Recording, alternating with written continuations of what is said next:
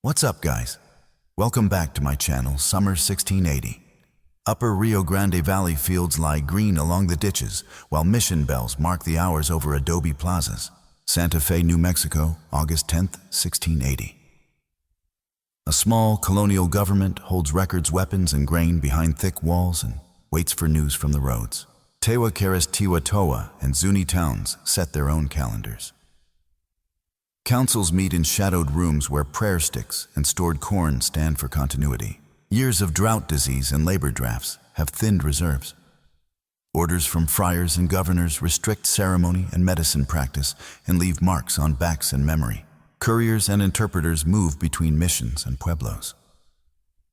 Messages do not always carry the same meaning in both directions. Knotted cords change hands in the north. Each knot stands for a day, and the end of the cord stands for a choice. The capital feels the pressure, yet misreads its clock. Supply from El Paso del Norte is slow, and the river crossings are easy to close. The question is fixed. What forces converged in 1680 to ignite coordinated revolt? And why did that wave drive Spanish power from New Mexico for 12 years? Late 1670s across the upper Rio Grande. A dry cycle shrinks harvests and exposes ditches to silt and breakage. Encomienda and repartimiento demands take maize hides and labor from Pueblo households, while mission stock grazes on field edges. Franciscans expand discipline against ceremony and medicine practice in Tewa, Keres, Tiwa, Towa, and Zuni towns. Raids by mobile Apache and Navajo parties strain storage and watch schedules, and the colony expects Pueblo militias to answer. Governors in Santa Fe issue orders on grain levies, animal branding, and Sunday labor, while councils in each town guard their own calendars. 1675 arrests and public whippings of medicine leaders mark a boundary in memory, including the jailing of Pope of Okai Oinga. Disease cycles thin several communities, and orphans and widows increase the burden on stores before the next planting. Interpreter errors and cross-purpose letters widen mistrust, as friars report idolatry and headmen report harassment. The colony's supply line runs up El Camino Real from El Paso del Norte, with long gaps and few pack trains each year. Powder, lead, and muskets are locked in scattered storehouses, while Pueblo hunters keep bows, spears, and a small number of captured guns. Santa Fe objectives are order, tribute, and conversion, with constraints of distance, low numbers, and drought-worn animals. Pueblo objectives are protection of landwater and ceremony, with constraints of dispersed towns, language diversity, and risk of discovery. Through winter and spring of 1680, councils test alliances by visits, gift exchange, and shared work on ditches. Runners begin to carry a simple device, a cord with knots, each knot for a day, counting down to a common decision. Rumors of a general arrest of headmen spread after midsummer, and the plan accelerates to avoid seizure of leaders. On the eve of action, outlying missions remain lightly guarded roads, and fords can be closed, and Santa Fe misreads the clock that now belongs to the Pueblos. Early August, 1680. Taos, Pueblo. Councils fix the count. Drums are quiet, and ladders stand bare against the adobe. Tesuque, Pueblo, before dawn. A runner is intercepted near the fields, and the cord is seized with knots still uncut. The plan jumps a day. Messengers fan south and west with breathless orders to act without delay. August 10th. At Nambe and Pahuac, small garrisons wake to smoke and bells pulled down from mission beams. San Ildefonso and Santa Clara close paths to the river. Watch posts rise on low hills above the ditch. At San Juan Okai, Owinga families move elders and children to safer rooms, while men gather bows, spears, and a few muskets. Santo Domingo Kewa blocks the ford. Horses seized from mission corrals are led away at a trot. Quarai Abo and Abo missions to the southeast show flames by midday as roof vigas catch and fall. Zuni moves people to Dawa Yalani Mesa. The community climbs with stores, water jars, and blankets, while smoke curls on the plain. At the Hopi, Mesa's news arrives late but clear. The mission is struck, and priests flee or are seized. Santa Fe hears the first reports as refugees reach the gates. The plaza tightens, and powder is counted out by handfuls. Pueblo groups test the capital's reach. Skirmishers trade shots at the acequia, while women carry water under cover of low walls. South of the capital, Isleta faces its own split. Some households shelter Spaniards, while others close ranks and wait. At Pecos, east of the mountains, the council chooses to move early. The mission is stripped of stores and doors. Supply falters on El Camino Real. A small pack train turns back at news of closed fords and scattered escorts. A letter leaves Santa Fe pleading for relief and promising reward. Few couriers risk the road. Pueblo scouts watch the arroyos that cut the approaches. Dust plumes betray any wagon before it reaches the outskirts. In the north, Taos and Picuris press their advantage. Outlying estancias are abandoned and cattle drift into Pueblo herds. Fires mark the nights along the river towns. Bells lie cracked on the ground and kivas reopen before dawn. Inside Santa Fe, rations fall to short measures. Powder horns are refilled over bowls to catch every grain. A sally from the capital fails to break the ring. 2 men fall at the ditch and the rest withdraw behind the gate. The governor writes a plain admission that the countryside stands against him and that the city cannot hold without help. Otermin letter, Santa Fe, New Mexico, 1680, 08-23. Pueblo councils send word to spare fields and stores for winter. The fight is against the garrison and the friars, not the maize. As the sun sets on the 10th day, the pattern is set. Roads are closed, missions are down, and the siege tightens around Santa Fe. Dawn over Santa Fe. Smoke hangs above the walls and the plaza is crowded with families and carts. The garrison counts fewer than 300 fighting men with mixed muskets, pikes, and a few horses fit to ride. Powder is rationed to small charges. Lead is melted from window weights and poured into crude molds. Pueblo groups hold the crossings to the river and the low ridges that command the ditches. Scouts signal with dust and mirrors by day and by small fires screened by walls at night. A parley is attempted at the east gate. Words do not bridge the causes fixed over years.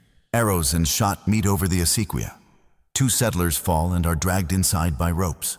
Women inside the walls draw water in teams, while boys hold rawhide shields against arrows. Outlying estancias are stripped of grain and animals. The garrison sees its winter vanish in a week. A volley from the walls forces skirmishers to ground. The ring does not break. The governor issues a tight rule for rations and for powder. Otermin order, Santa Fe, New Mexico, 1680, 08-25. Messengers sent south return with nothing. The road to El Paso del Norte is watched and the fords are held. Pueblo councils direct pressure rather than rush the walls. Time and thirst do the work. The church bells that once marked hours are silent or broken. The soundscape of the city changes. A sally west probes for a weak point. The column meets barricades of adobe and timber and withdraws in disorder. Casualty counts vary in the letters, yet every page marks water as the true loss.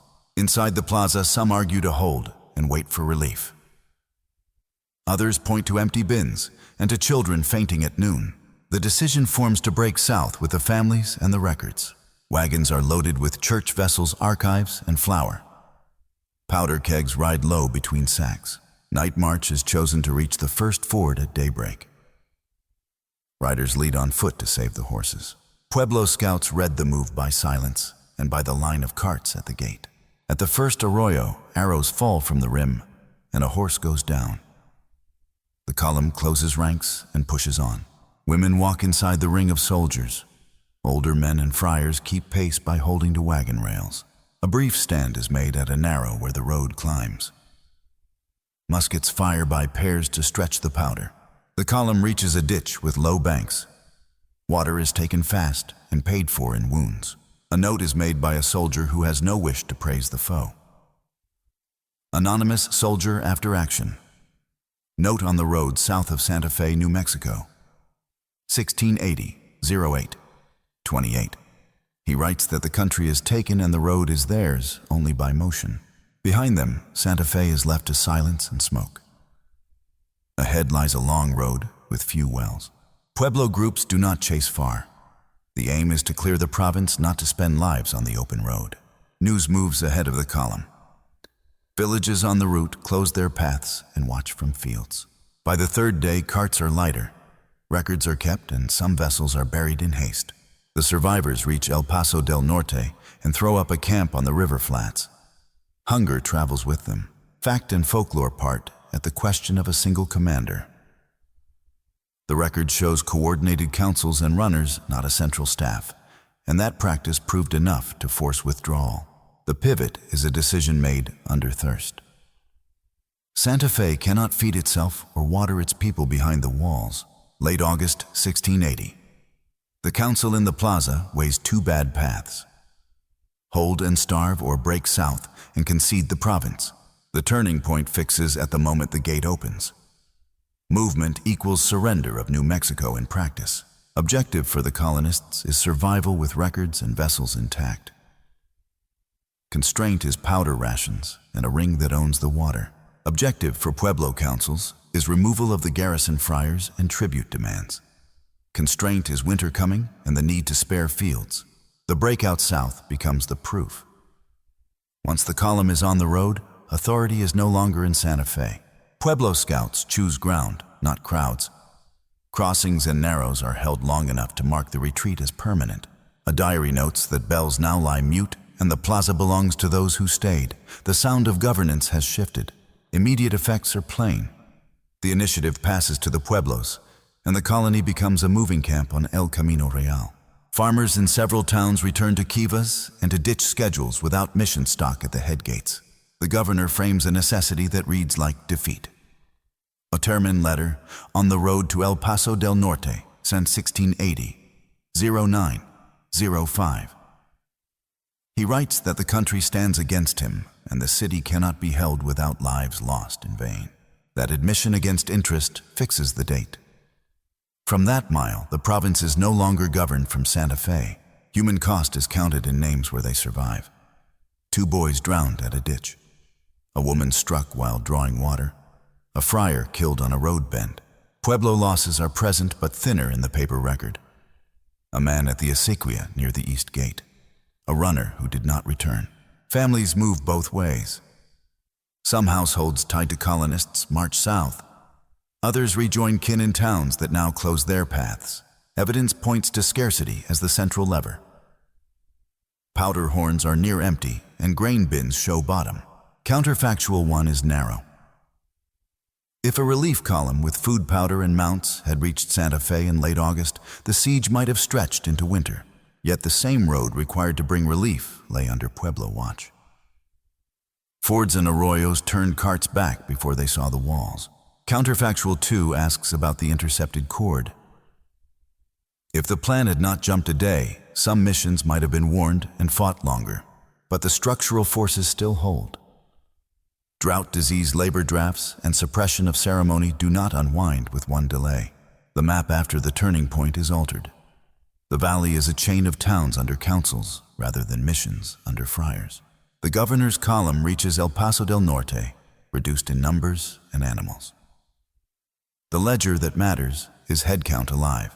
Pueblo councils mark the pivot by reopening ceremony and declaring the plazas free of tribute. Winter stores are guarded for their own.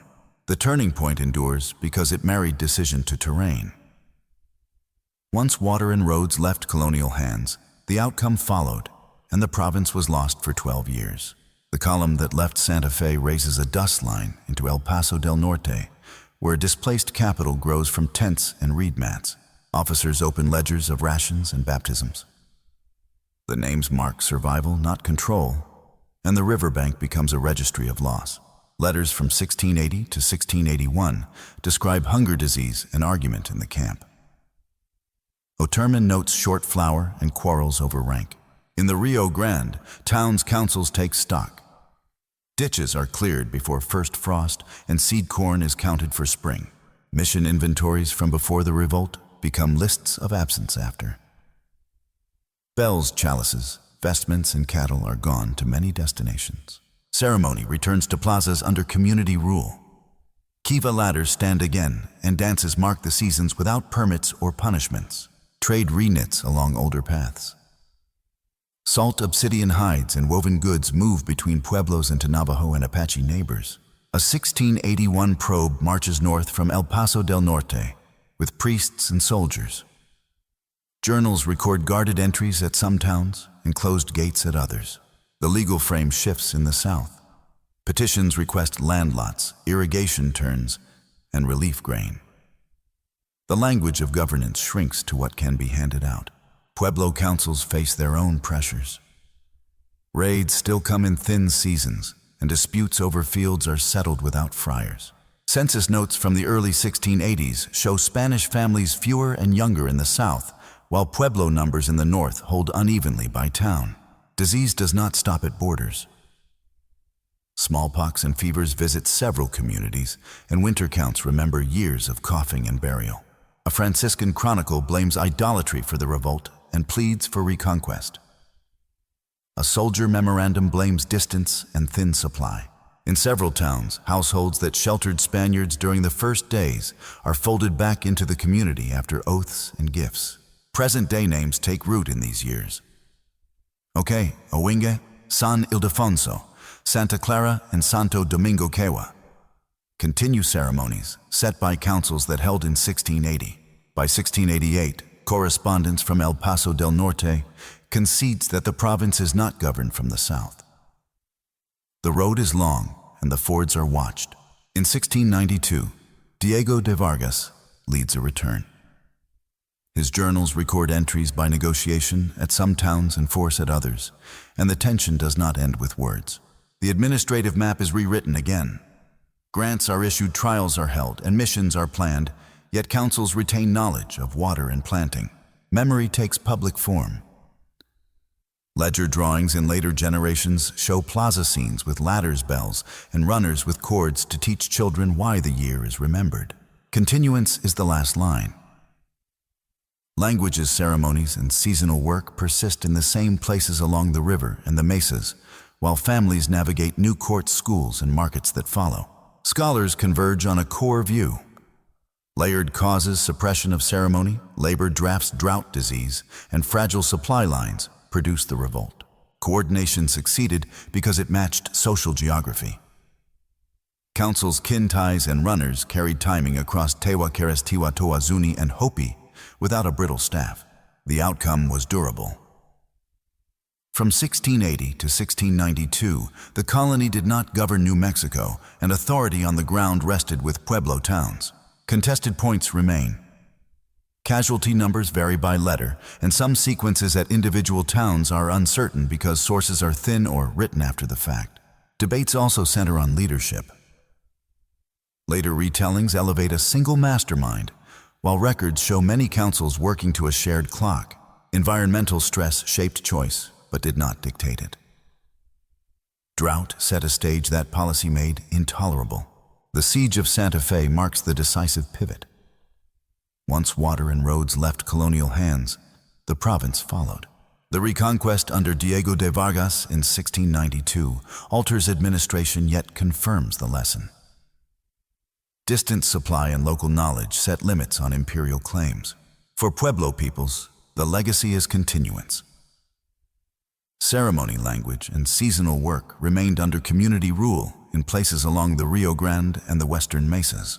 For the Spanish imperial record, the legacy is instruction.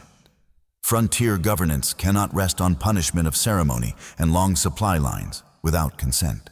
Memory keeps names and images. Winter counts, ledger drawings, and plaza commemorations recall cords, bells, kivas, and the road to El Paso del Norte. Fact versus folklore is best held plain. There was broad coordination, not a single central command, and the aim was removal of garrison tribute and friars, not ruin of fields. The event endures because it joined purpose to place. Knowledge of water routes, seasons, and councils turned grievance into coordinated action. In the long arc, the Pueblo Revolt stands as one of the clearest indigenous victories over a European colony in North America, and a marker of how communities defend land, water, and ways.